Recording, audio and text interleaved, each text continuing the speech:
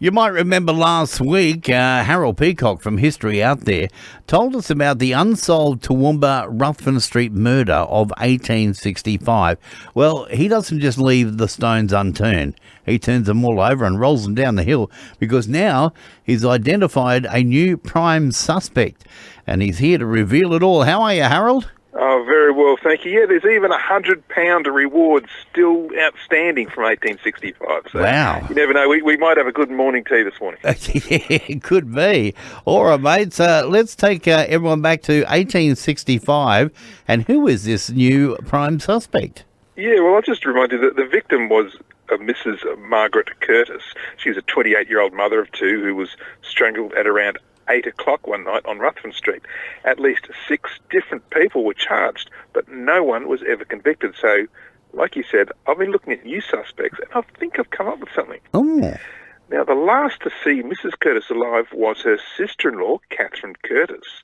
Now, they walked together along Ruthven Street as far as the Reverend Warwick's house. And look, I'll come back to him. But they parted company at around 20 minutes past 6 that evening. Now, after this, 2 young men were coming into town, and one of them stumbled on the corpse. This was at about 8 o'clock that night. Now, one of the men was John Heppel. 4 years later, Heppel was walking down the same street at night when he witnessed an assault. The other man to find the body was Leonard Armstrong. Just 18 months later, Armstrong was in court suing an habitual drunk for assault. So although the 2 men who found the body, they had no record of causing trouble themselves, they certainly knew how to find it.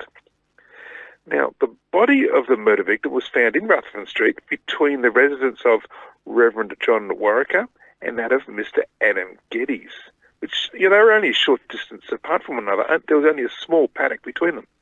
In fact, it was just 100 yards from Reverend Warwicker's house that the body was found on the opposite side of the road. Now, Mr. Geddes had lived in his house for 5 years, setting up as a wheelwright and blacksmith.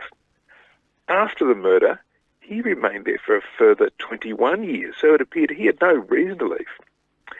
As for Reverend Warwicker, now the victim's sister-in-law had walked her as far as his house.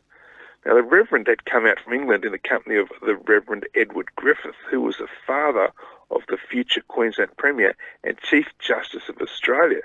The 2 ministers were the founders of the Congregational Church in Queensland, so there's nothing to suggest that Reverend Warwicker was involved. Now, we know that of women who are murdered, most are murdered by their intimate partner.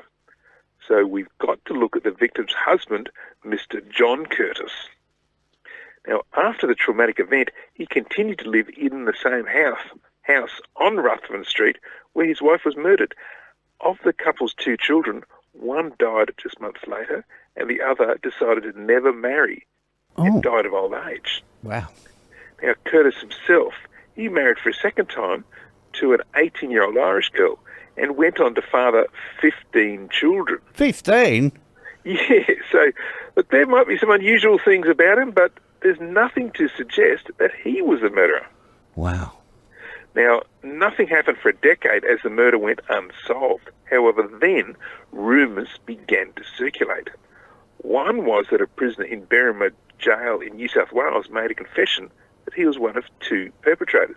But I can't find anything to support this. Then there was a rumour that a former well-known resident of Toowoomba had confessed on his deathbed. It appears that he was never investigated. Now, the suspect I've identified is Mr. Charles Augustus Theodore Bowens. Now, he was well known in Toowoomba as clerk for the Peto Brassey & Co. railway contractors and was living at Ballard's Camp, just 11 kilometres from the city centre, when the murder happened. Now, Bowen's father was the Reverend Theodore Bowens. His mother was Lady Julia Lambert.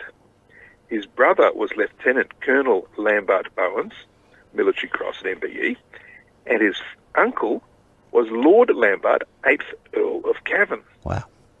And this is where it gets interesting. Now, Bowens was a low-achieving, oldest son from an illustrious family. He was sent away to the colonies while the family remained in England.